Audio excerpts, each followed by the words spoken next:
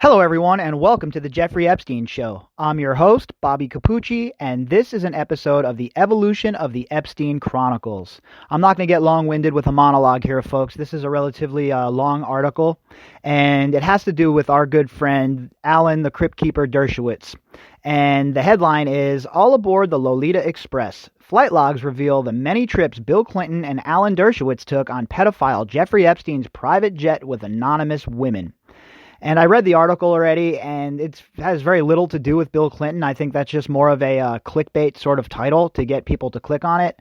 But it's very heavy on the Alan Dershowitz information. So I thought that we would read this and just give everybody an idea of the sort of person that is now on the highest stage in the world representing the President of the United States. And I don't really care how you vote. I don't care if you're a Republican, if you're a Democrat, but it is below the office of the presidency of the United States of America to have somebody like Alan Dershowitz, who is under fire by Virginia Roberts, who claims that he raped her, to put him in the position where he is, garnering all of this attention and having the spotlight basically blasted on him. What it does is it gives him more credibility. It basically says that Trump does not believe the allegations made by Virginia Roberts and that it doesn't matter to him because he wants to have Dershowitz defend him. Again, the means always justify the ends with these people. And I guess Trump is one of them as well. It's, look, folks, we can't tiptoe around the facts, okay? And the fact is, this is terrible optics. This is a terrible idea, and it is a big FU to the victims, okay? To have Alan Dershowitz, the man who led the charge to get Epstein that plea deal, and if that wasn't bad enough, his name is also sullied by very credible charges by Virginia Roberts. So how in the world does anyone in Trump's orbit think it is a good idea to have Alan Dershowitz represent Donald Trump and the office of the presidency of the United States of America? It's an absolute joke, folks. An absolute joke.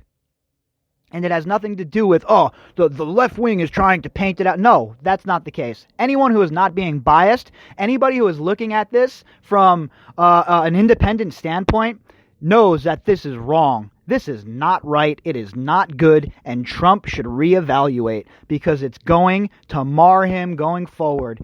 I guarantee you, folks, that this is going to come back and haunt Donald Trump. He does not need Alan Dershowitz to beat these impeachment charges, okay? He doesn't. All right. The article was written on January 23rd, 2015, and it says by dailymail.com reporter. It doesn't give a name. I would like to give the credit to the reporter who wrote the article, but they don't give me his or her name to do so. So we'll just call it the dailymail.com reporter. The article. Just released flight records show Harvard law professor Alan Dershowitz has been flying with convicted pedophile Jeffrey Epstein on the financier pedophile private jet dubbed the Lolita Express since as early as 1997, despite public statements that they were only acquaintances. Again, folks, it follows the same pattern of Prince Andrew and the rest of them. I hardly knew the guy. Come on, we hung out at a couple of parties and we had some caviar. I didn't know him, though. I had no idea he was involved in this stuff. Meanwhile, these dudes are flying on the plane with them. You don't think people talk? Come on. Furthermore, I don't know about you, but I haven't showed up to any of my friends' houses lately to watch the game or whatever to find them hanging out in a towel with a harem of young girls around them talking about, hey, let's get massaged. No, if I'm going to get a massage, I go to an actual facility to do so. The money that these people have, they might not have to go to a facility, but they could bring in the best masseuses in the world. Masseuses that work on athletes and the star, blah, blah, blah. But no, they have a harem of little girls, and Dershowitz doesn't question it? Okay, yeah, sure, I believe that. The flight records obtained by Gawker also show former President Bill Clinton rode on Epstein's jet at least 11 times, 26 now, when you go back and, look into the future. Remember, this article's from 2015. And often with two of Epstein's female associates believed to have provided dozens of underage girls to their boss and his well-connected friends.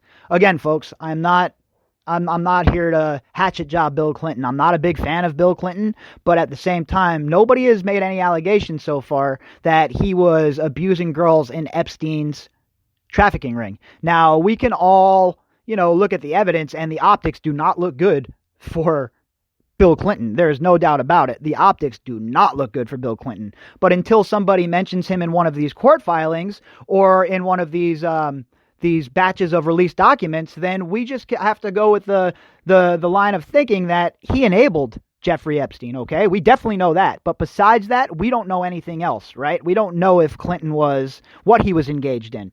And that's all part of this knot that needs to be unraveled. According to court documents, Epstein's former assistant, Sarah Kellen, and socialite, pedophile, Ghislaine Maxwell allegedly found and groomed the underage girls to pimp out to Epstein and his friends. Kellen received immunity for her part in the ring during Epstein's court case in the mid-2000s, while Maxwell was never charged and has furiously denied involvement. Kellen makes me ill, okay? This chick went on to marry a NASCAR driver and live her very best life. Meanwhile, all of these victims that she left in her wake are still dealing with the mental trauma from what they went through. If that doesn't get your blood pressure up, if that doesn't get your blood boiling, folks, I do not know what will. In court filings, Roberts maintains that she never had sexual relations with Clinton or knew of him taking an interest in any of Epstein's other massage girls, though he was sometimes present on the banker's private Caribbean island during her years of work. And again, folks, that means that Clinton was definitely enabling what was going on. There's no doubt about it, right? But I'm not willing to put him in the same category as I am of Alan Dershowitz. We don't have that allegation by anybody yet to do that. So he's on the ring of enablers. He's right there on the ring of enablers with his good buddy Donald Trump. On Thursday, Dershowitz appeared on the Today Show to emphatically deny claims he had sex with then underage Roberts, saying she was making the whole thing up. I'm sure she was, Crypt Keeper. I'm sure she was. I was never in the presence of a single underage woman, he said. Oh yeah, he wasn't, huh? Did he check everyone's ID? How does he know that? He's a 4,000-year-old, basically walking mummified human being, and he knows a girl's age? Stop it. Nobody believes you. Nobody believes you. I never saw Epstein doing anything improper. I was not a witness, I was not a participant, and I will prove it. Well, 5 years later, he still hasn't proved diddly squat, yet he's rewarded by a place of prominence on Donald Trump's team? It's an affront, folks. It is an affront.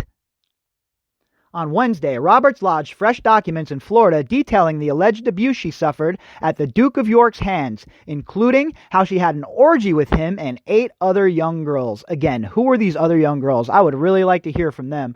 I would like to see where their lives are at, what the trajectory of their lives has been since the abuse at these monsters' hands. And then I would like them to get a nice big fat payout when all of these animals are in prison, okay? But on Thursday, Dershowitz said that while Roberts claimed she had sex with him at Epstein's Caribbean island and his New Mexico ranch, he had only been there briefly with his wife and daughter. So again, when I'm in New Mexico, one of the things I'm going to be talking about and asking about is if anyone is, if any of the people that I'm going to be discussing the case with are familiar with Alan Dershowitz, and if he had come to the ranch, and if he had, how many times? See, these are the questions that nobody is asking, and they're all pertinent, right? The accusations have been put on him, all right? Virginia Roberts has made these credible accusations, and it is time for Alan Dershowitz to get the same kind of look that the rest of these people got. Again, we're not talking about just an enabler here, he's that, but we're talking about somebody who has been credibly accused by Virginia Roberts. Okay? Why this man is being shown any favor and why he's being handled with kid gloves is absolutely, positively beyond me. He claims that the third accusation, that he had sex with Roberts on a private plane, is false and that flight manifests will prove he was never aboard the plane with her. I've never seen her and I've never met her, he insisted. She is categorically lying and making the whole thing up. This is Pinocchio's nose growing longer and longer. Oh, that's very quippy, Mr. Dershowitz. Where'd you learn that? At Harvard? Did you learn that, in your fraternity house? Oh, the Pinocchio nose growing longer and longer. Shut up. Shut up. Nobody believes you, Alan Dershowitz. Nobody. He insisted that his relationship with Epstein had been entirely academic, and that he had only ever met with him in the presence of dignitaries and professors. He told the American lawyer that reports that the two were chummy were a total bum rap. So he only met with them when he was hanging out with dignitaries and professors? You mean the other people that are accused of abusing these girls? Makes sense, birds of a feather and all, fellow travelers, huh, Mr. Dershowitz? While Epstein did donate to Dershowitz University in 2003, flight records show that they are familiar, and it goes all the way back to December 1997 when the lawyer first rode on his jet from Palm Beach, Florida to New Jersey's Teterboro Airport with Epstein's gal pal Maxwell and a slew of women identified without their last names on the flight log. Well, I wonder why that is. Why wouldn't they have their full names on the flight log? Who ordered that? And what was the reasoning? What were they trying to protect? Who were they trying to protect? And the poor girls? Well, has anyone tried to find out who they are to see what the deal is? I mean, has the prosecution ever reached out to them for witness statements? Or, I mean, we need more information, not just scratching the surface articles. We need detailed information. Their names were simply jotted down as Hazel, Claire, and one other anonymous female. When confronted with the flight information by Gawker, Dershowitz admitted that he had known Epstein since 1997 and rode on the banker's jet to attend Limited Brands CEO Les Wexner's 60th birthday. Oh, does that shock you? One member of the mega group going to see another member of the mega group? Boy, they are thick as thieves, these people, huh? And they all have the same sick excuses when they're asked about Epstein. It's like they've all circled the wagons and they got together and they came up with a defense that's pretty much mirrors the next guy's, because that's what it is, the same defense for each one of these enablers. It's sick, it's annoying, and I'm tired of it. And the ride up to Wexner's birthday wasn't just a one-off thing. The logs show Dershowitz continued to fly on Epstein's plane, including an October 1998 flight from Massachusetts to New Jersey and a 1999 trip from New Jersey to Martha's Vineyard. A 2005 jaunt from Massachusetts to Montreal shows Dershowitz traveled with Epstein, a woman named Tatiana, and others. Does that sound like somebody that just has a very basic relationship, or somebody that only hangs out with Epstein amongst dignitaries and scientists? No. Sounds like somebody that's, palling around with Jeffrey Epstein, someone who was a very good friend of Jeffrey Epstein, and somebody who is obviously hiding a whole lot and hiding behind his reputation as the famed Alan Dershowitz. Well, that dog don't hunt here on the Jeffrey Epstein show. I'm not buying it.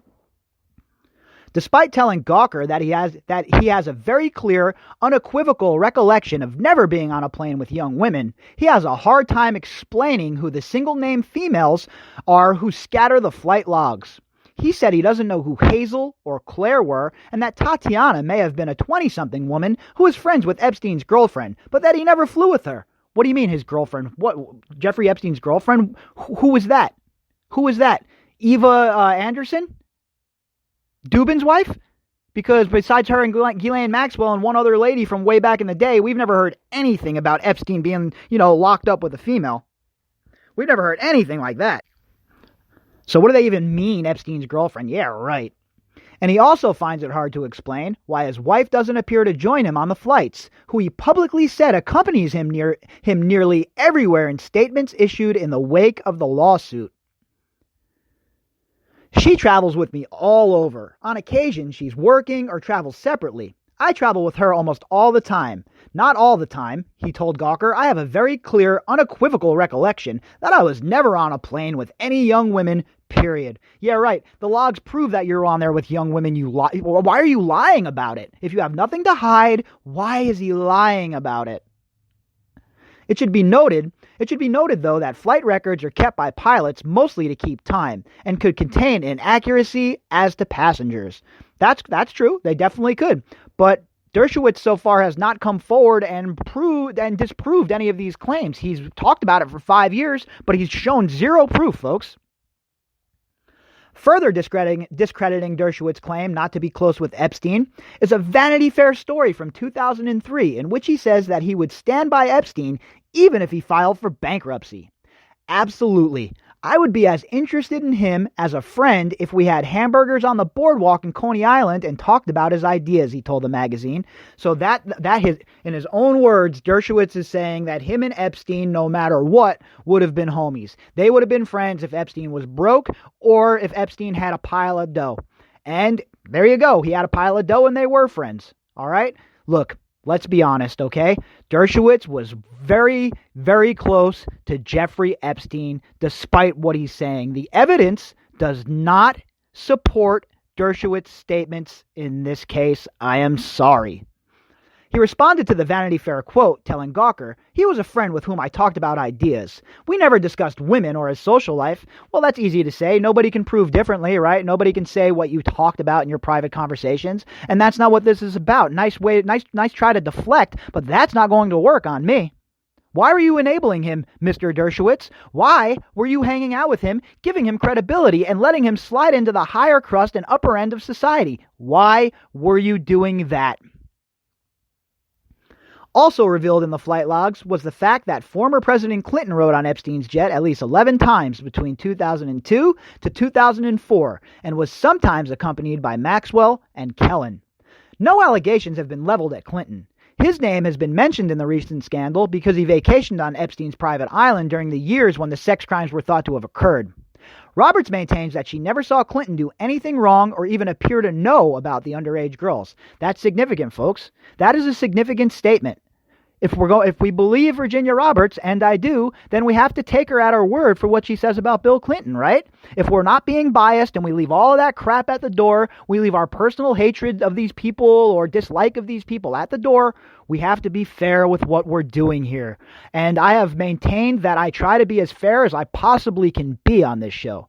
And I'm still unwilling to move Clinton into the same category as Dershowitz because, well, we all understand that Bill Clinton was around, Bill Clinton was enabling him, but we also understand that what Dershowitz is being accused of here is on a whole different level. He appears to have flown on Epstein's flight with several curious women, including a young actress who used to work in softcore porn. Who cares about that? As long as she's of age, that's no one's business what somebody does in their private life. If somebody wants to be a porn star, that's fine. I do not care, okay? Clinton booked Epstein's jet for a 2002 anti-poverty and anti-AIDS tour of Africa with friends Chris Tucker, billionaire Ron Burkle, friend Gail Smith, and actor Kevin Spacey. Joining them for 5 days of the week-long tour were Maxwell, Kellen, and a woman identified as Shantae Davies.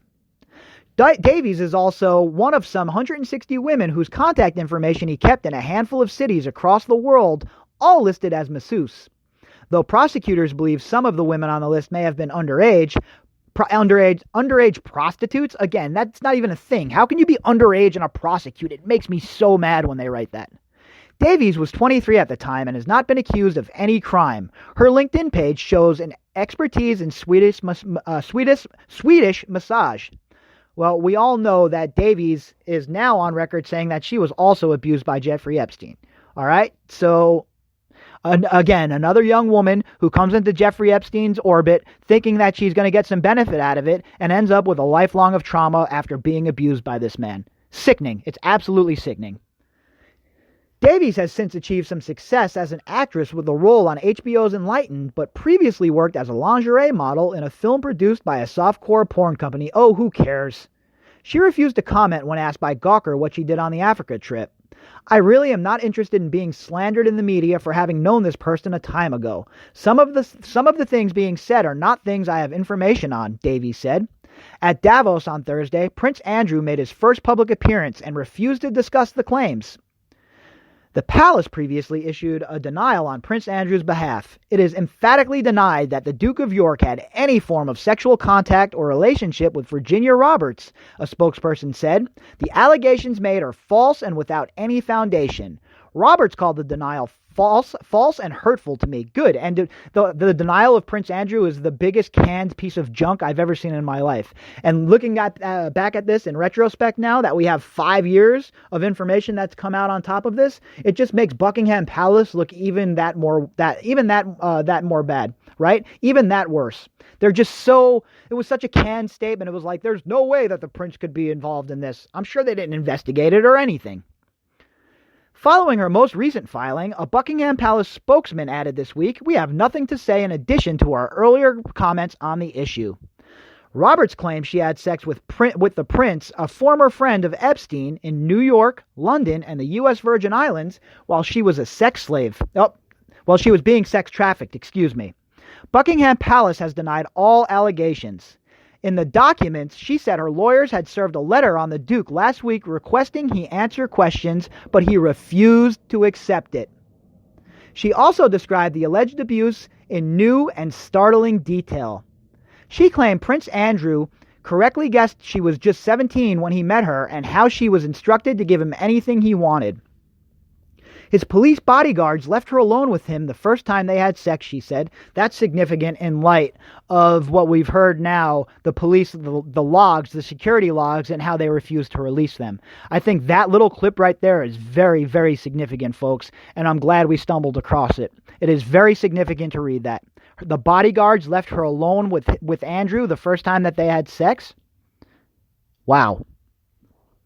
Epstein made me have sex with Prince Andrew several times, she said. I had sex with him 3 times, including one orgy. I knew he was a member of the British royal family, but I just called him Andy. After they had sex, she was paid $15,000, she said. Prince Andrew's decision to pursue legal action, he has the right to sue his accuser, will depend on whether the palace is willing to subject him to depositions about his private life. Yeah, we all know how that went, right? We all know that Prince Andrew ain't challenging nothing in court. That guy's crawled under a rock and he's in hiding at this point. Dershowitz has also filed a motion in federal court to enter in a lawsuit brought against the U.S. government by his accuser and other women who say Epstein sexually abused them. The court has yet to decide whether to grant his motion. The 2 lawyers representing Jane Doe No. 3, former federal judge Paul Cassell, and Florida plaintiff's attorney Bradley Edwards have now filed counter-defamation charges against Dershowitz. And as you know, folks, this is the case that's spinning through still. This is still the case that's spinning through the courts as we speak, 5 years later.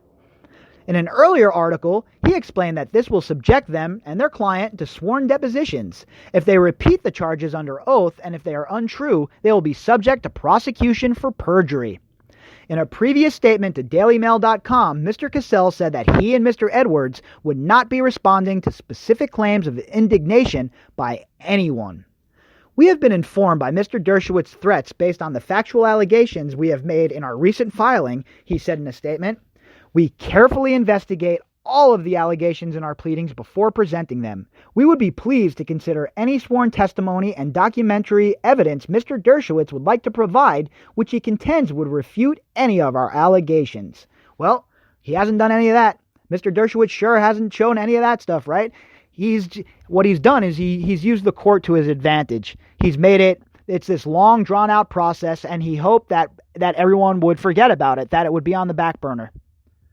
Finally, Dershowitz has also challenged his accuser to file formal rape charges against him. If she were to file a false rape charge, she would be committing a crime. She has not done so. It comes a week after Prince Andrew's ex-wife Sarah Ferguson slammed reports that he had sex with an underage girl as salacious lies and defended him as a humongously good man. In a passionate rebuttal on the Today Show last Tuesday, the Duchess of York said that she was standing by my best friend and my best ex-husband ever. My best ex-husband ever, huh? Amid the allegations. Boy, isn't that nice? Isn't that nice? His people stand behind him even though he was engaged in Jeffrey Epstein's trafficking ring. That loyalty is something else, huh? All right, folks, look, I don't even know what to say at this point. It's very discouraging to see Alan Dershowitz propped up into a position of prominence when all of this is swirling around him. And I thought it was fitting to use today's episode to give a little bit more background to folks who might not be completely locked into the situation with Dershowitz, a little bit more background for them to understand why this has me so fired up. It's unconscionable for me to think that this man can be defending not Donald Trump. Forget Donald Trump, folks. The office of the presidency. It's a stain on the office. From here to whenever, it's a stain on the office, in my humble opinion. And there's a lot of people that don't agree with me. There's definitely a lot of people that don't agree with that. And that's fine. We're allowed to disagree on certain things, and we're allowed to disagree on, our feelings on issues. But for me personally, it's beyond the pale to have Alan Dershowitz on your defense team when there are just as many capable lawyers that don't have this funk on them. And again, it's not like Dershowitz is being accused of petty theft here, folks, all right? What he's being accused of is beyond gross, okay?